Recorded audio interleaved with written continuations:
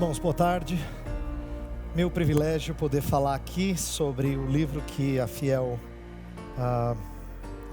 está lançando. Então, como o livro é grande, quando o nosso querido Tiago, editor, falou assim: você quer falar um pouco sobre o livro? Eu falei que eu vou falar de 700 páginas, né?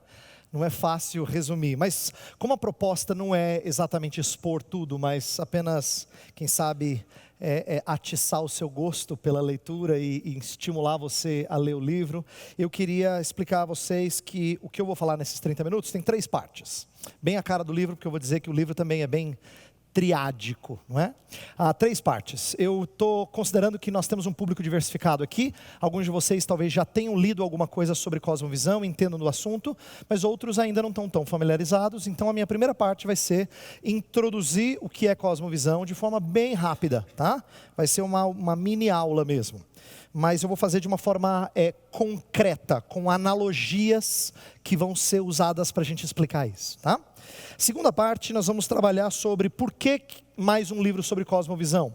Afinal de contas, o Brasil tem recebido um influxo relativamente grande de livros nessa área nos últimos 10 a 15 anos. Então, por que mais um livro sobre cosmovisão? Vou dar as minhas razões para isso. E por último, vou explicar um pouquinho da estrutura do livro, tá?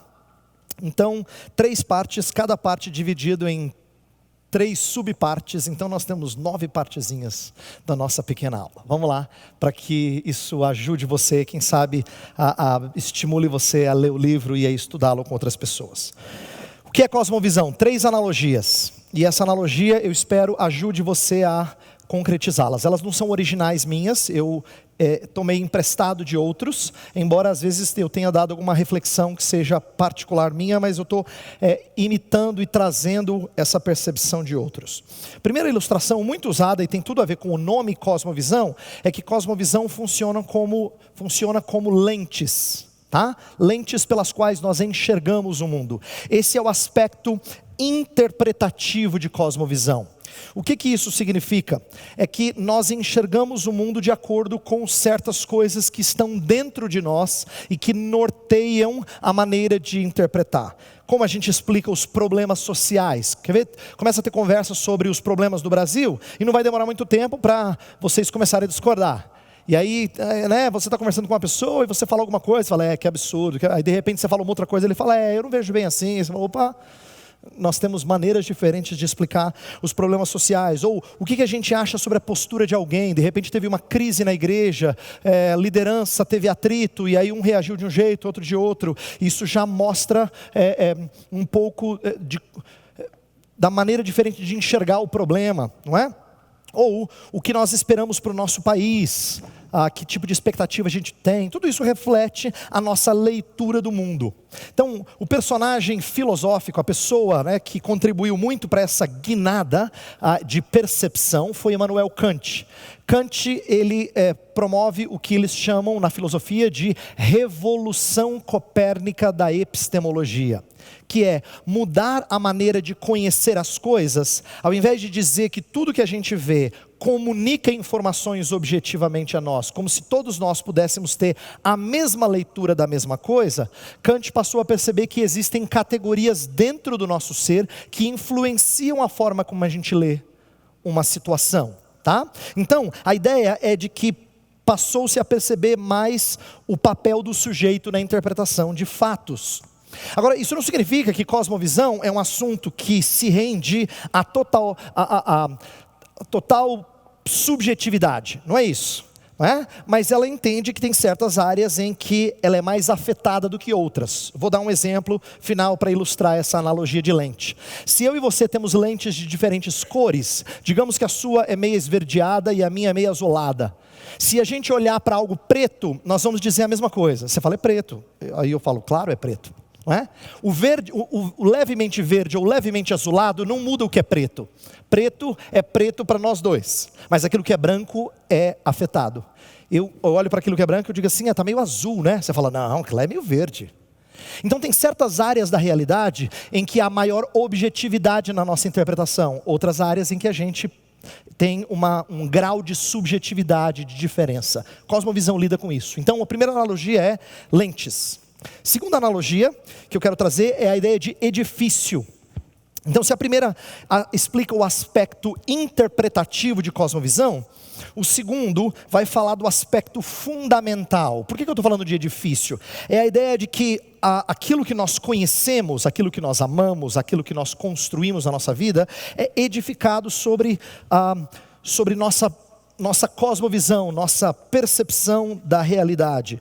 Então, nós costumeiramente em teologia reformada, em cosmovisão reformada, nós falamos sobre a importância daquilo que é mais profundo no nosso ser, daquilo que a Escritura chama de coração. Quando ela fala de coração, ela está falando de algo que é bastante íntimo, bem no interior, e onde jaz quem nós somos no nosso mais íntimo. Coração, portanto, revela o aspecto precioso para nós. Cosmovisão tem um elemento não é somente cognitivo. Muita gente estuda cosmovisão e aí gosta ou tem ojeriza ao assunto, porque parece só intelectualizado. Quem faz isso perdeu de vista o aspecto holístico de cosmovisão. Cosmovisão tem a ver com tudo que procede do coração, inclusive nossos afetos, nossos desejos. Então tudo isso tem a ver com o que brota do coração. E se cosmovisão está radicada lá, então ela afeta não só o que nós pensamos, mas ela afeta também o que nós amamos, ela afeta também o que nós almejamos ter. E por conta de ser algo que é bem profundo, significa que ela define muito do nosso projeto de vida. O que nós amamos, o que nós vivemos por isso, nós morremos por isso, isso reflete bem a nossa cosmovisão. E por isso reformados têm dito que a cosmovisão é aquilo que é mais religioso em nós. Religião, portanto, não é aquilo que ocupa uma parte da nossa vida, é o fundamento da forma como nós vivemos. Então atenção, porque isso aqui muda a maneira como nós discorremos sobre diferentes ciências. Quando um jovem vai para a universidade e ele estuda ciências humanas, normalmente um professor de sociologia ou de antropologia vai dizer assim: então, parte da cultura é a sua religiosidade. Esse paradigma antropológico diz que religiosidade ocupa uma parte da sua vida. Se a gente dissesse que a nossa vida é como uma casa, então seria um dos cômodos. E se você é muito religioso, você diria: nossa, é um cômodo muito importante da minha casa. Mas eu costumo dizer que a religiosidade nossa, de fato, não é um dos cômodos. É o que está debaixo da terra da casa. É o fundamento. Cosmovisão é aquilo que, de fato, dá sustentação a essa casa. Esse cômodo, você pode trancá-lo durante toda a semana e ele não afeta em nada o andamento da casa. No entanto, o que está no fundamento afeta. Se tem um terremoto e chacoalha ali, racha o edifício. Então quando eu falo que cosmovisão tem a ver com algo que é edificado sobre um fundamento, nós estamos falando de algo bastante profundo, e por ser profundo, por ser tão fundamental, é difícil de mudar. Quando você lê uma carta como a de Paulo aos Coríntios, o que você está percebendo? Você está percebendo crentes que precisam ter sua cosmovisão transformada gradativamente, ainda que já tenham sido renovados pelo Espírito. É algo tão entranhado, o paganismo, em algumas dessas igrejas neotestamentárias que recebem cartas apostólicas, está tão entranhado ali o paganismo, que leva um tempo para que esse processo de purificação, de reestruturação, de fato aconteça, tá? Então, se é fundamental, não é fácil de ser mudada. Mas se é fundamental, também afeta não só a forma como a gente vê o mundo, mas como a gente age no mundo e como a gente reage a tudo que acontece no mundo, tá? Aí você revela a cosmovisão. Então, a primeira analogia é que ela funciona como lentes, a segunda como um edifício, o aspecto do fundamento do edifício, e a terceira e última eu quero ilustrar como sendo uma rede. Pode ser uma rede de pescar, pode ser uma rede no sentido de um circuito elétrico. A ideia que eu quero destacar é que cosmovisão funciona de forma interligada, interconectada. Cosmovisão só anda bem quando as coisas estão interligadas. Isso revela que cosmovisão funciona como um sistema que nos dá paz. Se a gente não tem paz, significa que alguma coisa está errada nesse sistema. Existe algum tipo de incoerência. Vamos supor que um cristão tenha crescido numa igreja em que ele aprende sobre um Deus de amor que sempre cuida dele, nada deixa faltar para ele. Mas ele começa a olhar para a realidade ao redor e ele falou assim: mas está faltando muita coisa para mim. O que está acontecendo? Está gerando uma aparente inconsistência. E a gente não convive bem com inconsistência. A gente tem que buscar a resolução dessa inconsistência. Quando há um curto-circuito, a cosmovisão precisa resolver isso. Ela precisa dar serenidade, não é? E tranquilidade. Então, para a gente resolver, eu costumo dizer que a gente tem 3 soluções. Quando alguma coisa acontece na sua vida e isso choca com a sua cosmovisão, você tem que fazer uma das 3. A primeira é rejeitar aquilo que está afrontando. Tá? Então assim, se alguém fala, exatamente por isso que eu não acredito em Deus, porque Deus deixa você sofrer.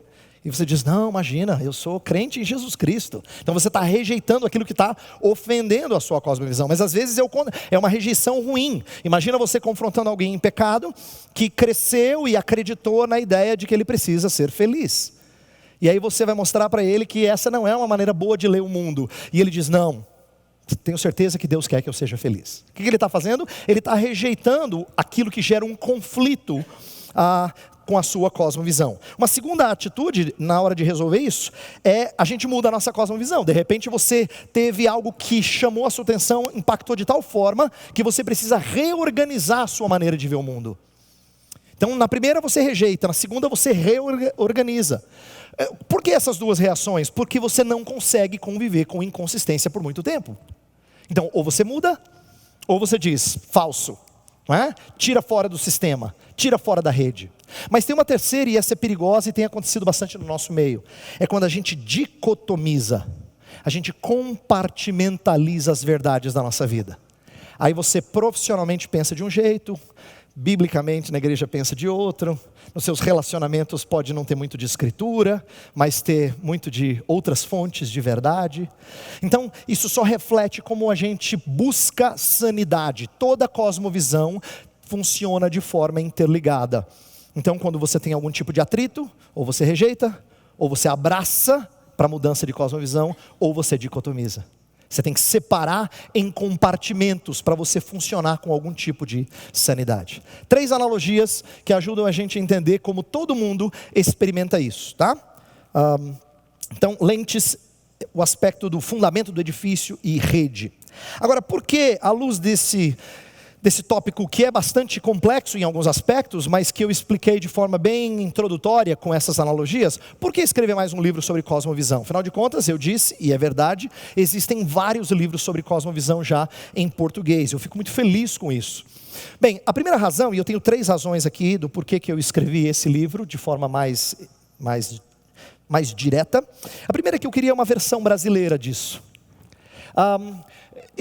Nós temos muitos livros excelentes, dos quais eu aprendi tanto que eu cito bastante. Se você der uma olhada no livro, na bibliografia, você vai ver que tem bastante citação lá, tá? Tem bastante livro, várias obras citadas, e muitas delas vindas do exterior. E não tem problema nenhum nós aprendermos com gente do exterior. Eu acho até que isso contribui para o nosso senso de globalidade e de a interconectividade da Igreja de Cristo ao redor do mundo.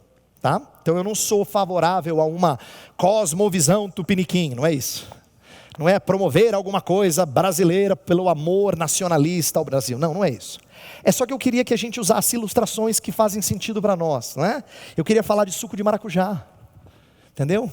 Gringo não fala de suco de maracujá, mas eu queria falar de suco de maracujá. Então eu ilustro com coisas que são brasileiras. Ou eu queria falar sobre o contexto de educação no Brasil, que não é o mesmo em outros lugares. Então por isso que eu queria uma versão brasileira. Além disso, essa foi a minha forma, e eu sempre falei ao Senhor dessa maneira, a minha forma de servir a igreja brasileira produzindo material que fosse semelhante, pelo menos, ao material produzido no estrangeiro. Eu creio que quando a gente faz aqui aquilo que é feito lá fora, Deus é honrado pela igreja, tanto lá de fora quanto daqui. Esse era o meu desejo. Então eu creio que há pessoas que fazem muito bem, traduzindo excelente material, e eu queria que nós tivéssemos também uma versão brasileira, uma apresentação brasileira. Deixa eu dar um exemplo do porquê que eu acho que isso é prático, é necessário. Por exemplo, quando eu lido com política, eu falo sobre uma política brasileira bastante polarizada. A gente tem vivenciado isso nos últimos anos. Não é a primeira vez que o Brasil experimenta isso, mas falar de alguns extremismos, de pouca tolerância, tem muito a ver com o cenário brasileiro, não necessariamente com o cenário presente em todo o mundo. É verdade que tem isso em outros lugares também, mas eu queria falar para brasileiro, então por isso que achava que valia a pena. Outra coisa, nós no Brasil vivenciamos, ainda no contexto sociopolítico, medidas de mudança cultural que normalmente são bastante violentas.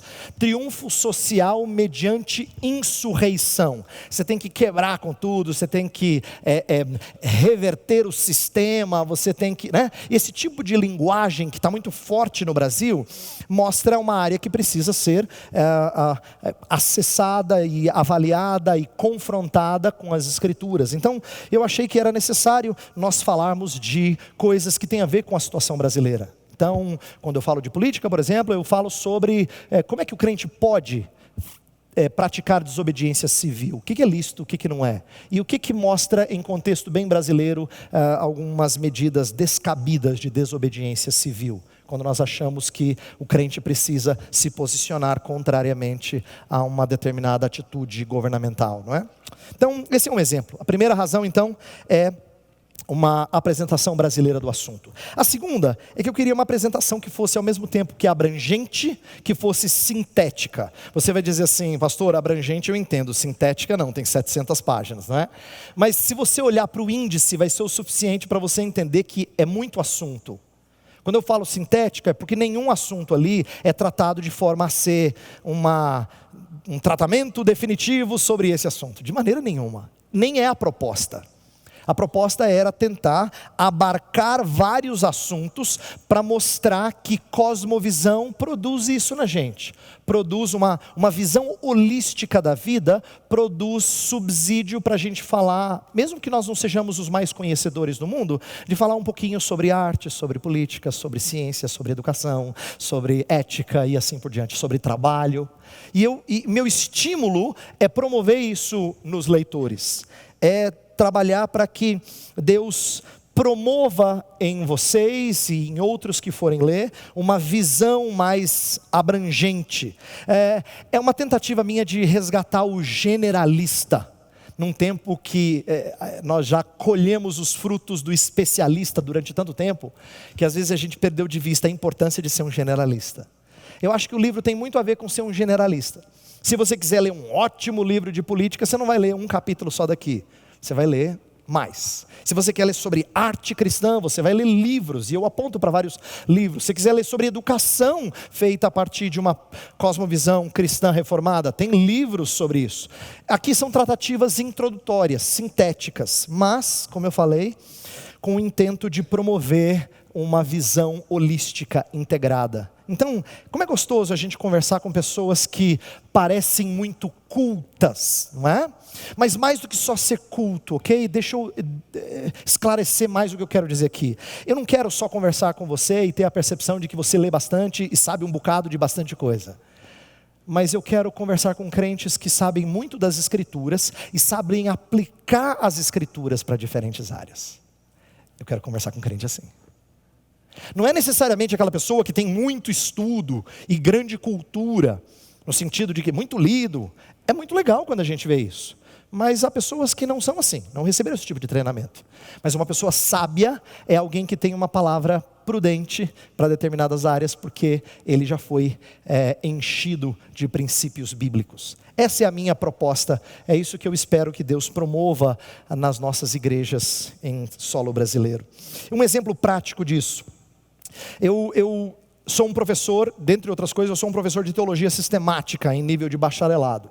E aí eu falo muito sobre elementos da nossa fé reformada, inclusive no livro. Não é um livro sobre teologia sistemática propriamente dito, mas tem muitos elementos daquilo que eu ensino sistemática em alguns dos capítulos. Então, às vezes, isso é necessário até para corrigir certos paradigmas. Vou dar 2 exemplos daquilo que você verá. Se você já não viu ainda, você verá se você começar a ler bastante livro sobre cosmovisão. O primeiro é que reformados fazem uma distinção bastante interessante sobre como aquilo que Deus criou, inclusive nós, como imagem e semelhança dele, existe algo criado por Deus que a gente chama de estrutural, e a maneira como a gente usa a estrutura, que é o aspecto funcional.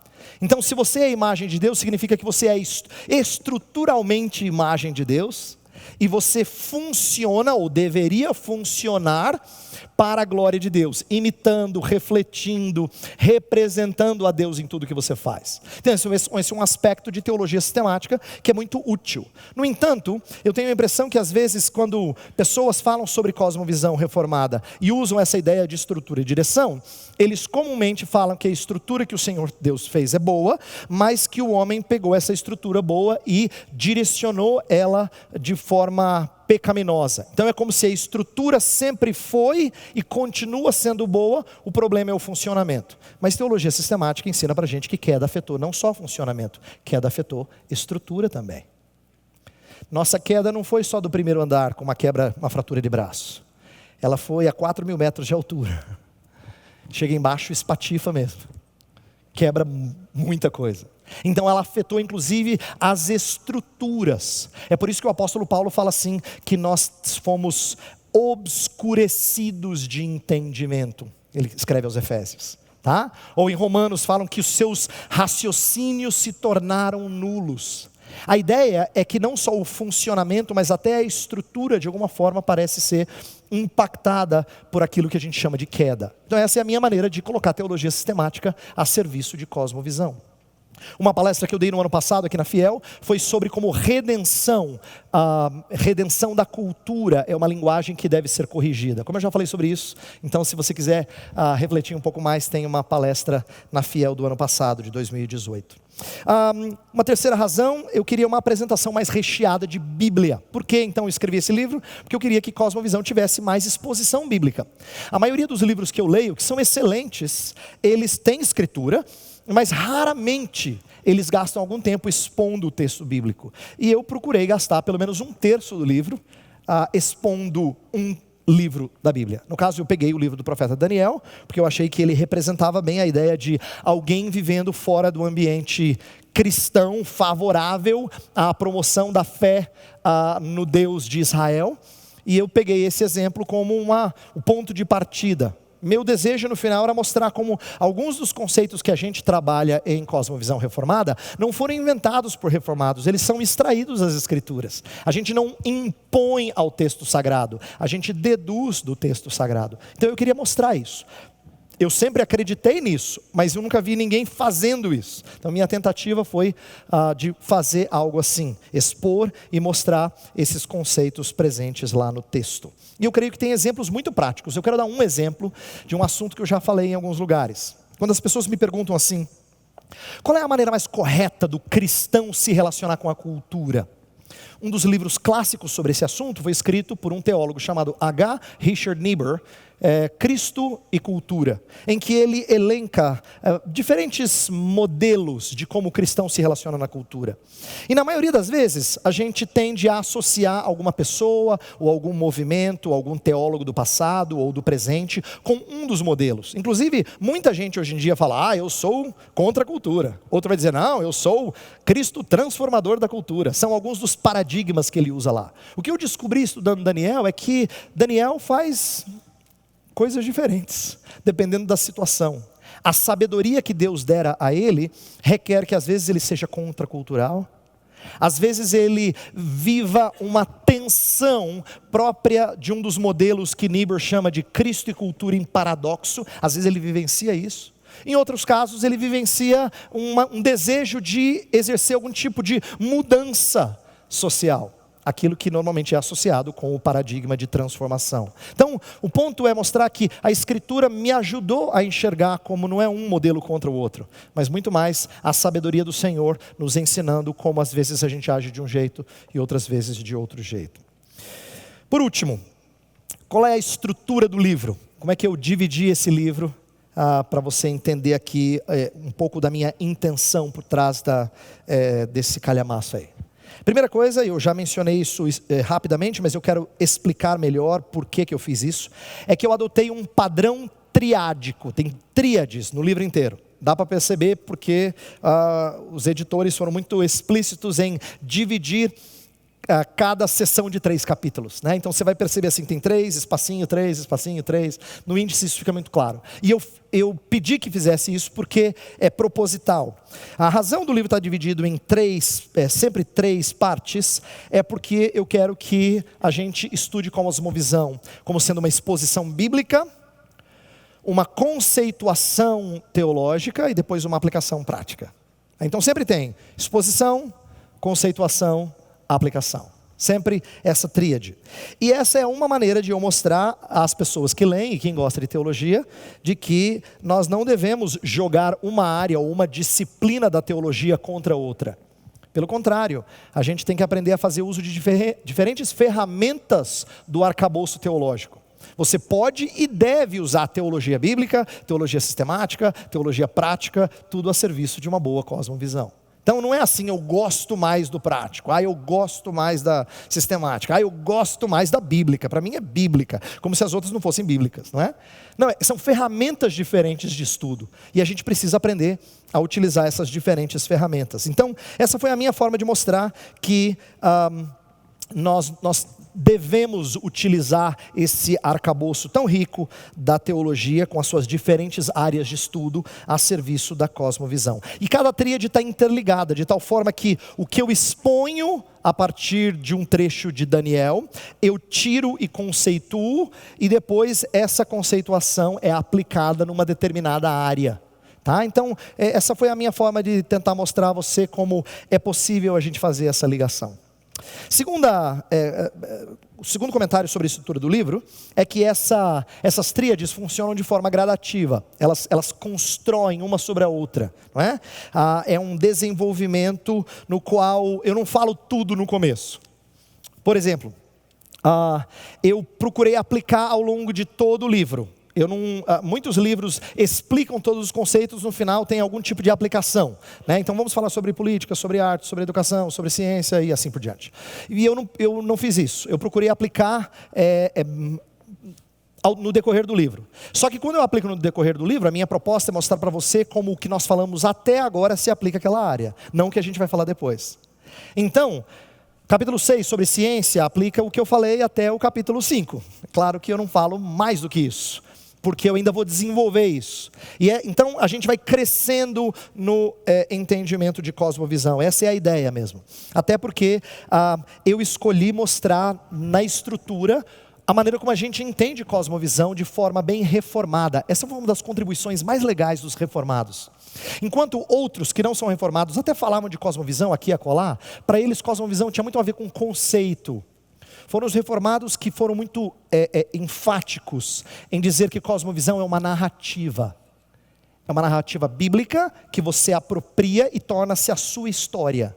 Todos nós somos pessoas criadas à imagem de Deus, que caímos em pecado, mas que fomos alvos da obra redentora do Espírito e aguardamos a consumação de todas as coisas.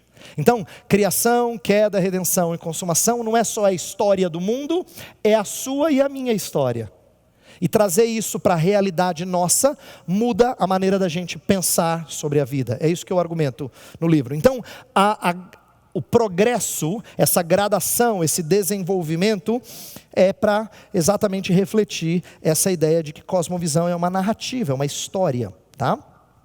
E então eu faço uma coisa e vou construindo devagarzinho. Por último, a última razão que eu dou aqui, ou explicação sobre a estrutura do livro, é que cada aplicação que eu faço é específica. Isto é, seria muito interessante, e talvez uma outra forma de fazer, mas eu escolhi por essa estrutura e a gente tem perdas e ganhos, né? Quando você aplica no final, você pode aplicar todos os conceitos a todas as áreas, mas eu escolhi não fazer isso. Então, por exemplo, no capítulo 5 eu trato sobre como a nossa sociedade, desde o advento da modernidade até hoje, divide sagrado e secular de uma forma que não é saudável. E eu aplico isso para a ciência. Então quando eu vou falar de ciência, eu só falo do sagrado e secular. E dessa luta, e de como isso afetou o nosso entendimento de toda empreitada científica. Eu não falo sobre criação, queda, redenção, nada disso em ciência. Mas quando eu vou falar de política, eu optei falar de política depois de falar de criação. Por quê? Porque eu argumento que política faz parte da ordem criacional de Deus. Então, se faz parte da ordem criacional, então a gente tem que mudar um pouco o nosso conceito sobre política a partir de criação. E entender o que vem com a queda e o que é criado pelo Senhor Deus. Não é? Quando eu falo sobre a arte, eu não gasto tempo falando sobre redimir a arte, como alguns usam, mas eu procuro falar sobre os efeitos da queda na arte, porque é o que eu estou aplicando até ali. E assim por diante. Então, cada aplicação é específica. Se você lê um capítulo de aplicação, que você gosta, de repente você gosta de uma determinada área. Eu sou uma pedagoga, vou ler o capítulo sobre educação. Você vai encontrar algumas coisas ali que podem ser úteis, mas algumas outras podem não estar ali. Se você gosta de arte, se você gosta de ciência, se você gosta de política, você vai encontrar algumas aplicações, mas não todas as possíveis aplicações nesse assunto, tá? Então é apenas para explicar a vocês que o meu desejo não era ser exaustivo, por mais que o tamanho do livro pareça que eu tenha tentado ser exaustivo, não era o intento. O intento era muito mais ser abrangente e tentar mostrar a praticidade de uma visão saudável do todo, tá bom? Essa era a minha proposta. Eu espero ter dado aí um panorama do porquê que eu escrevi o livro e como é que ele foi escrito, e posso responder as perguntas conforme meu entendimento do assunto. Ok, amados, vamos então para o nosso momento de perguntas e respostas. Eu peço a vocês que as perguntas, sejam breves, sobre dentro da temática do livro e edificantes para todos. Nós queremos encorajar a ter mais perguntas e mais respostas, então tente condensar e ir direto ao ponto que você deseja perguntar ao Dr. Eber. Alguma primeira pergunta? Por favor. O microfone aqui.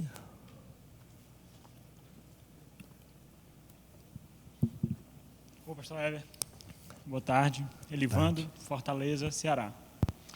Eu queria fazer uma pergunta mais voltada, essa perspectiva de cosmovisão. Só um instantinho, podia aumentar um pouquinho? Estou achando um pouquinho baixo. Só um pouquinho, se for possível. Mas no âmbito eclesiástico. Qual o perigo, e talvez se houver os benefícios, de ter uma cosmovisão muito exclusivista, fechada, em sua denominação ou em sua tradição eclesiástica? Qual o perigo, qual algum benefício, se houver nisso? Ok, vamos lá. Quando eu falo sobre cosmovisão, eu sempre digo assim, cosmovisão não é uma coisa que você opta ter, você tem. Quer esteja consciente, quer não, todo mundo tem uma percepção do mundo ao seu redor. Qualquer adulto que sabe discernir, interpretar alguma coisa da vida, ele tem uma cosmovisão. Ele pode não saber que ele tem, mas bem-vindo, né? Prazer, cosmovisão está aí, né? Então, a ideia da gente ter uma cosmovisão ou não é que está em discussão, mas a pergunta foi uma cosmovisão que seja mais restrita a uma denominação, pelo que eu entendi, não é isso? Isola, tá. Veja só, a ideia de cosmovisão é tentar dar para a gente uma noção não só da nossa atividade eclesiástica, mas da nossa atividade enquanto cristão neste mundo. O assunto de cosmovisão foi trazido para dentro da teologia, principalmente por reformados, exatamente para não haver isolamento. Exatamente para dizer que cristãos não têm por praxe serem separatistas, ou não deveriam ter. E quando eles se isolam é porque de fato qualquer contato com aquilo vai contaminá-los. Então há momentos em que o cristão se separa sim. Mas a ideia não é se isolar de atividades outras como se elas não fossem de Deus. Inclusive, parte da dificuldade que muitos crentes têm é que eles lutam com a ideia de apropriar-se de coisas que não são eclesiásticas. O que a gente vê no Brasil hoje em dia? Me parece que tem dois polos bastante perigosos e que são comuns, e talvez você conheça gente assim. Tem aquelas pessoas que têm dificuldade de realizar certas atividades que não são de igreja, porque ele diz aí não é de crente, então ele é aquele tendente a ser um separatista. Então ele fala, não pode, crente que crente não faz essas coisas. E tem o outro extremo, que é aquele que fala, nada a ver, cara, isso aí todas as coisas me são lícitas, e aí ele bebe tudo com pouco ou nenhum discernimento.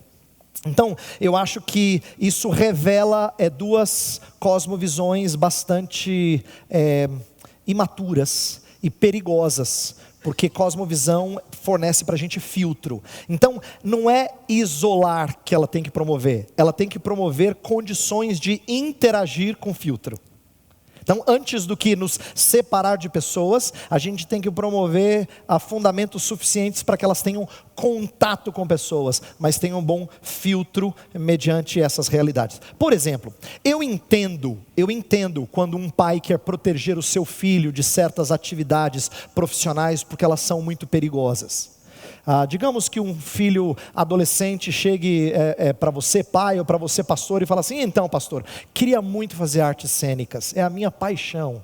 Aí você fala: eu entendo esse temor. Só que esse temor não pode partir do conceito de que artes cênicas não é coisa para cristão. Como se artes cênicas fosse mais maculado por pecado e outra profissão não fosse.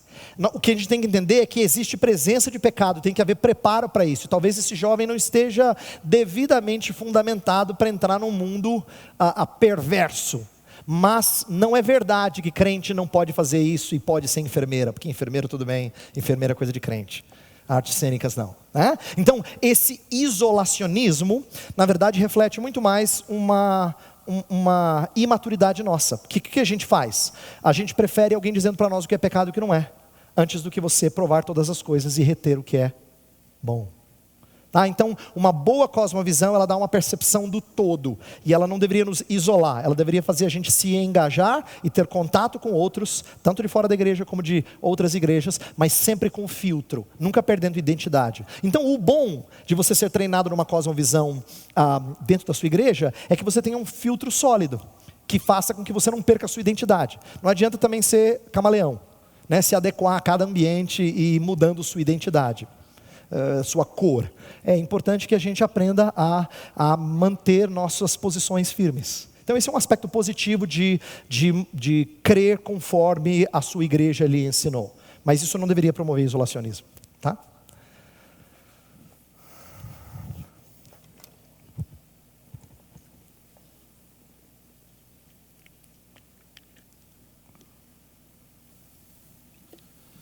Boa tarde, João Carlos de Niterói. Dado o cenário e o contexto da igreja brasileira, a gente vê claramente o desconhecimento de uma metanarrativa, das grandes narrativas que fazem sentido para a nossa vida como cristão. E ela é, obviamente, como você acabou de falar, a história bíblica, como um pano de fundo único, sim, público, para que nós, então, possamos fundamentar as nossas ações e vidas por completo, não compartimentado. Dado esse cenário, isso é um diagnóstico, e eu queria que o senhor tentasse explanar um pouco para nós, em que momento da história da igreja brasileira nós nos perdemos nesse caminho.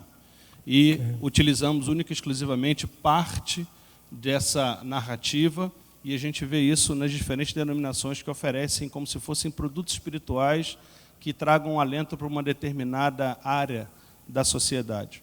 E diante dessa estrutura, e na minha opinião agora cristalizada, o que fazer para que essa metanarrativa histórica, bíblica, faça sentido e transforme, de fato, essas pessoas? Eu vou começar invertendo a resposta, tá bom? Então, deixa eu falar primeiro da parte última, é que, embora em nosso tempo, não só dentro da igreja, mas até no meio secular, existe uma rejeição de metanarrativas, né, como explicação da realidade, eu creio que a melhor coisa que a gente tem que fazer é expor a beleza, a glória e o esplendor da narrativa cristã.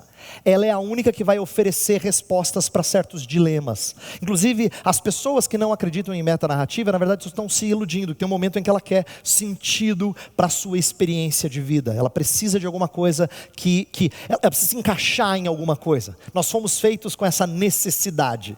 Deus plantou no coração do homem eternidade, disse o autor de Eclesiastes. E ele busca esse tipo de senso de valor.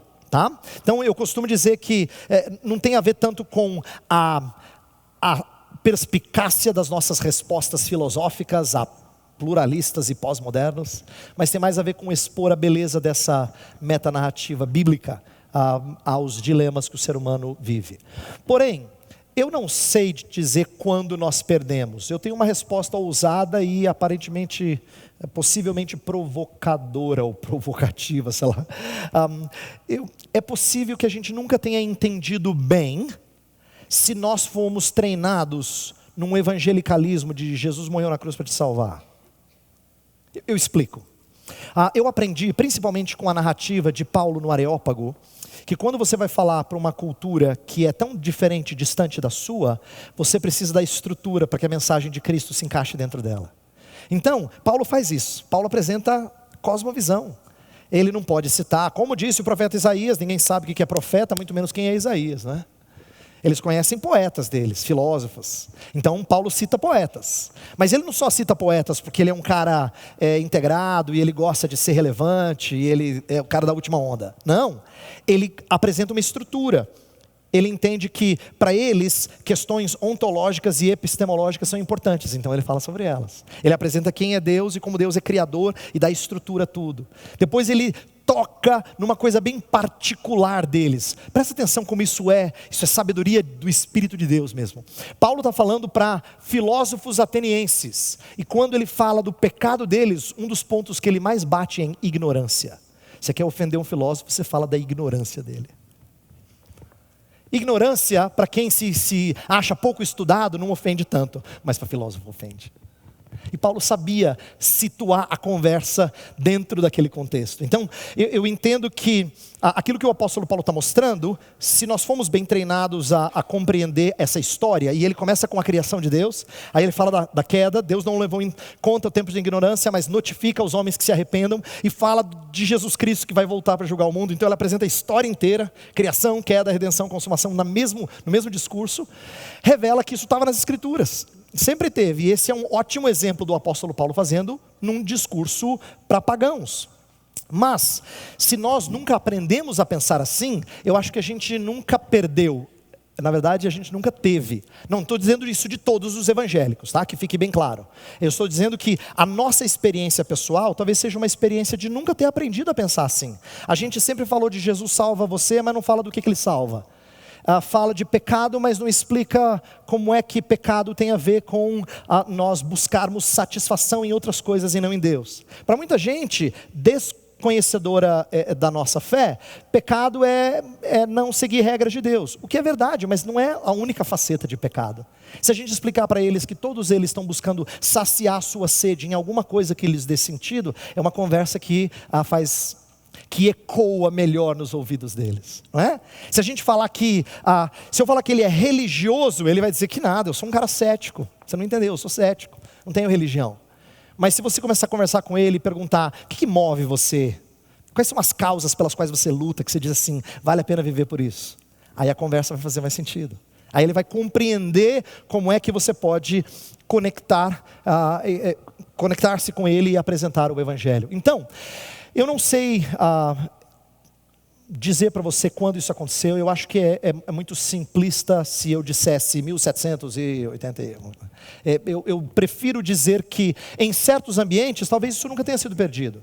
Em outros isso se perdeu com mais rapidez. E tem alguns que nasceram no Evangelho sem nunca ter ouvido isso. E estão descobrindo isso agora. E louvado seja Deus por isso. Tá? Então eu não estou falando isso com desdém. Só estou ciente de uma realidade no Brasil no qual talvez alguns de nós nunca tenham aprendido a enxergar a história bíblica de forma integrada. Prova disso, e eu encerro a minha resposta com esse exemplo. Prova disso é que quando as pessoas são ensinadas ou ouvem aqui de um pregador na Fiel, de que a gente precisa enxergar Cristo no texto, isso soa muito bonito, mas a maioria não sabe como fazer isso. Exatamente porque não viu exemplos de como enxergar essa narrativa de forma interconectada. De enxergar a história bíblica como uma grande história e não como várias histórias. O que a gente aprende frequentemente na escola dominical? A história de Abraão, a história de Noé, a história de Isaac, a história de José. Mas a gente dificilmente aprende a história do povo de forma conectada. Mas você acha que criança não tem condição de pegar isso? Claro que tem. É que a gente não foi treinado a ensiná-las assim. Então elas crescem ouvindo de forma desconectada. Você percebe o que eu quero dizer? Por alguns eu acho que nunca pegaram isso, não é? Nunca tiveram esse privilégio. E agora é hora da gente começar a enxergar esse livro como sendo um livro só, não 66. Tá?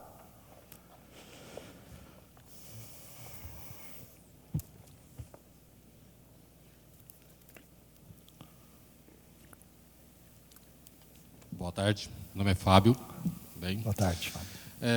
Me parece que cosmovisão a gente sempre está correndo atrás. Os livros falam muito sobre uma reação. Nós temos que transformar. Transforma-se cosmovisão. E parece que muitos livros dão a receita de como transformar ou mudar a cosmovisão de alguém. E para a formação da cosmovisão, né? Okay. A Bíblia é escrita de maneira para transformar uma cosmovisão que já existia, né? A gente lê isso. Mas os nossos filhos, né? Como que a gente pega, talvez você falou isso no seu livro, então puder dar algum exemplo sobre isso e como a gente pode, talvez uma parte da resposta seja a resposta anterior, né? Mas eu gostaria que você falasse um pouco sobre isso. Ok, eu acho que os dois conceitos estão interligados. Transformação é necessário porque nós somos pessoas que nasceram em pecado e foram concebidos em pecado. Então, não vos conformeis com este século, mas transformáveis pela renovação da vossa mente. É uma linguagem bíblica e a gente tem que utilizá-la. Então, quando a gente sai das trevas para a luz, certamente é transformação. E isso acontece na vida dos nossos filhos também, mesmo quando nascidos em lar cristão. No entanto, eu acho que nós precisamos resgatar a ideia de que todo tipo de educação, não só o que acontece na escola, gera algum tipo de formação. Pode ser deformado, pode ter boa constituição, mas sempre tem algum grau de formação. Na verdade, esse é o intento de todo professor que traz algum tipo de informação. Ele traz coisa para dentro, para formar internamente alguém. Então, não sei se eu tenho sugestões práticas, mas apenas, quando eu falo no capítulo sobre educação, eu falo sobre como a gente ensina mesmo quando a gente não está consciente de que está ensinando. E que se nós formos lembrados de que a gente ensina o tempo todo, então o ensino não é só um momento breve que eu uso na escola dominical, ou quando eu prego, ou quando eu falo, meu filho, senta aqui, o papai precisa ensinar umas coisas para você. Não é que ensino acontece o tempo todo, em cada atitude minha, mesmo desmedida, descabida, mesmo sem pensar, ou iracunda, ou coisa do tipo. Então, se a gente ensina o tempo todo, eles aprendem o tempo todo, então nosso processo é de contínua conscientização, isso vai gerando formação. Inclusive, eu acho que a melhor dica prática que eu posso dar é aquilo que a Escritura ensina sobre como formar alguém exige repetição e consistência, necessariamente, né? Repetição e consistência. Então a ideia de falar uma vez, quando a gente fala assim para a criança assim, quantas vezes eu te falei isso? Dá a impressão de que a gente está dizendo para os nossos filhos, você tinha que ter aprendido da primeira. A gente não aprende da primeira, quer que eles aprendam da primeira? Então a grande verdade é que eles têm que ouvir várias vezes, porque eles são pecadores em formação, né? Então repetição e consistência, senão elas vão crescer com parâmetros distintos. Então, eu creio que quando a Escritura fala de educar a criança no caminho, ao sentar, ao levantar, Deuteronômio 6, o famoso texto de educação cristã, está falando sobre repetição e consistência. Essas coisas serem guardadas no coração. E o que tem a ver aquele ensino ali? Amar a Deus sobre todas as coisas. Porque é disso que fala o Deuteronômio 6. Tem a ver com amar e temer o Senhor e ensinar os filhos a amar e temer o Senhor. Quando é que você ensina isso? Não é só na hora do culto doméstico, o tempo todo. O culto doméstico só é um momento em que a gente ensina a adorar formalmente. Mas a gente ensina o tempo todo como amar o Senhor. Às vezes de forma inconsistente, mas queira Deus, mais de forma coerente. Tá? Boa tarde, Heber. Olá, tudo bem? Bom, pegando um gancho da primeira pergunta, eu gostaria de elaborar uma outra pergunta no outro extremo do pêndulo. No caso de uma cosmovisão onde a igreja, pelo fim de dialogar, de se abrir, de ser mais relevante à sociedade, ao mundo, de conseguir criar pontes, ela começa, de repente, a perder alguns parâmetros ou a colocar em xeque algumas verdades, doutrinas essenciais, né, aquilo que é básico e é inegável na eclesiologia. Tanto no sentido externo, de como lidar com o mundo, ao falar com ele, ao dialogar, e no próprio sentido interno, de repente desformando a igreja na característica eclesiástica, da liturgia, da membresia, da questão da disciplina e tudo mais. Então, na sua opinião, qual seria o limite para essa questão de não sermos, como a resposta à primeira pergunta, totalmente fechados, exclusivistas, mas também não corrermos o risco de, sei lá, corrermos para o evangelho inclusivista e, de repente, desformar a igreja daquilo que ela tem que ser? Ok, boa pergunta.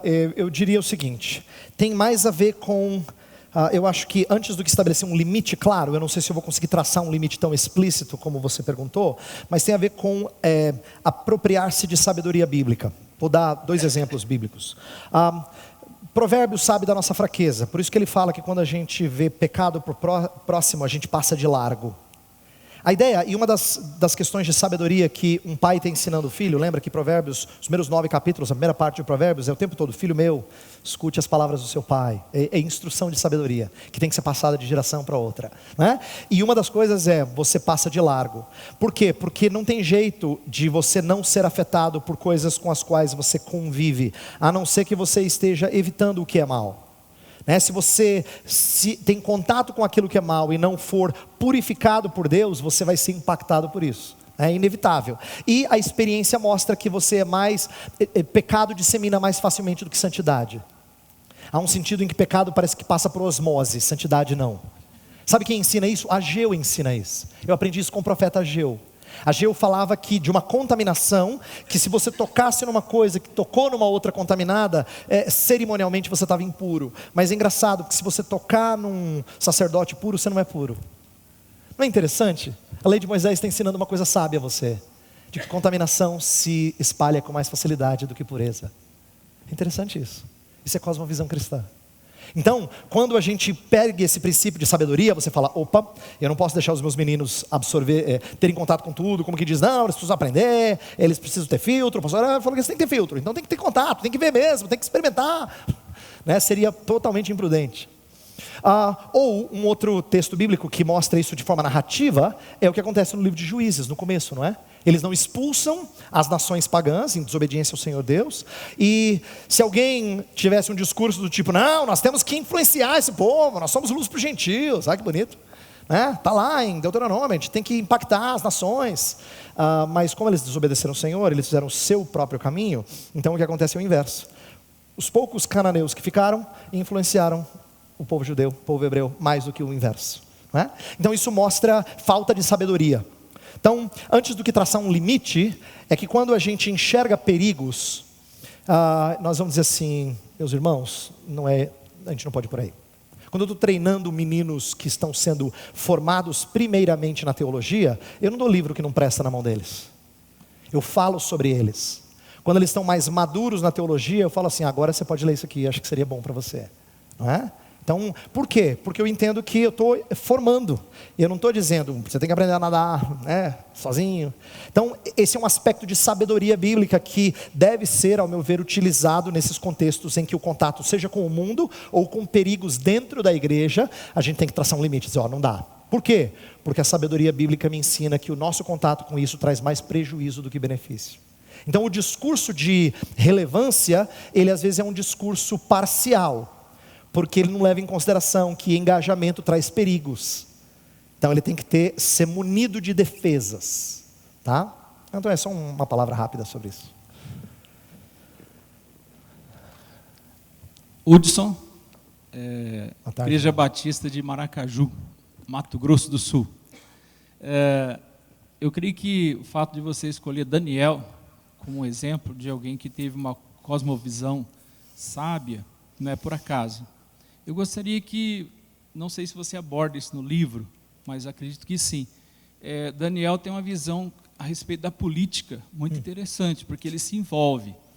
Na cosmovisão atual, a gente ouviu muito, olha, quem é profeta não se envolve com política. E hoje eu vejo as igrejas, às vezes até alienadas em alguns aspectos, em que se alguém volta-se para a política, então alguns nem votam mais nele. E às vezes a gente fala, mas Daniel foi diferente. Mas isso foi Daniel, e ele estava preso, um contexto completamente diferente. Poderia falar um pouco sobre isso para nós? Ok. A razão principal de eu ter escolhido Daniel para expor é porque Daniel ele é colocado numa situação adversa, inóspita, para exercício da sua fé, e ele necessariamente expressa a sua fé de forma pública. Então o que eu vou falar agora se aplica não só à política, que foi boa a pergunta do meu irmão, mas se aplica a outras áreas da vida pública. A gente tem raros momentos em que a piedade de Daniel e dos seus amigos tem a ver com vida privada. A gente costuma pegar só nisso porque é a área em que a gente é melhor. Então deixa eu explicar. É fácil pregar em Daniel e falar de uma vida de oração. Porque a gente está acostumado a falar de vida de oração. Está vendo aqui, ó? Entrava no quarto e orava 3 vezes por dia. Essa parte, os crentes estão acostumados a expor sem grandes dificuldades. Por quê? Porque a gente está acostumado a falar de piedade no âmbito particular. O que a gente não fala com frequência, e essa era a proposta do livro, é falar de piedade na esfera pública. Como é que a gente faz? Engajado com um Nabucodonosor, por exemplo. Não é? Quando você tem um Nabucodonosor, um dos textos que mais me impactou quando eu estava estudando Daniel e expondo na igreja que eu pastoreava, foi quando eu estudei o capítulo 4, aquele texto em que Nabucodonosor é altivo, recebe uma visão de Deus, não atenta para a visão, é humilhado por Deus e depois finalmente reconhece a grandeza desse Deus acima de tudo e de todos. Antes disso, Daniel ouve a visão de Nabucodonosor e ele sabe que é uma visão de destruição, de humilhação de Nabucodonosor. Então diz o texto que ele pausa por um tempo, ele fica pasmo. E esse texto me impactou, porque Nabucodonosor era mau. E a Bíblia dá evidência de que ele era mau. No próprio capítulo, Daniel fala para ele assim, ó, se arrepende dos seus pecados. Seja mais justo e mais misericordioso com alguns que necessitam. Seja menos opressivo. Ele confronta os pecados de Nabucodonosor. Mas isso não é suficiente para ele dizer ali, na hora que a visão foi dita para ele, bem feito, Deus vai te humilhar. Não tem isso. Pelo contrário, tem honra para com um monarca que não era honroso. Isso me impactou. Eu falei, uau! Daniel fica pasmo e ele diz assim, que isto aconteça com os teus inimigos. O desejo dele é que isso não acontecesse com o seu Senhor. Mas era Nabucodonosor, gente. Não era nenhum crente, gente boa. Era um pagão, filho do diabo. Mas ele tem honra para com esse monarca. É impressionante isso. É o tipo de coisa que é mais difícil acontecer conosco, porque a gente, via de regra, olha com desdém. Então, não só nosso envolvimento com política, mas todo e qualquer envolvimento na esfera pública requer que a gente entenda que piedade se aplica a isso, tá? E envolve política também. Então, não é verdade que política é uma função pecaminosa necessariamente. E achar que crente ou que alguém que antes pregou a palavra não pode se envolver com política, é dar a impressão de que todo mundo que envolve com política necessariamente é corrompido. É verdade que a prática mostra isso, muitas vezes, é verdade. Então, se alguém da igreja chegasse assim e falasse, pastor, quero ser vereador da cidade. Você não pode dizer simplesmente, amém meu irmão, Deus te use. Tem que dizer assim, senta aqui querido, você vai sofrer cada pressão. Eu quero orar com você e te instruir e andar contigo durante todo o seu mandato, se você for eleito. Porque existem perigos muitos. Mas não significa que é um chamado não nobre. Pelo contrário, Calvino ousou dizer que era o chamado mais nobre que um ser humano podia ter. Era de ser um magistrado. Magistrado ali quer dizer um governante. Então, olha que interessante, a tradição reformada traz grande honra à posição de um governante, antes do que desdém.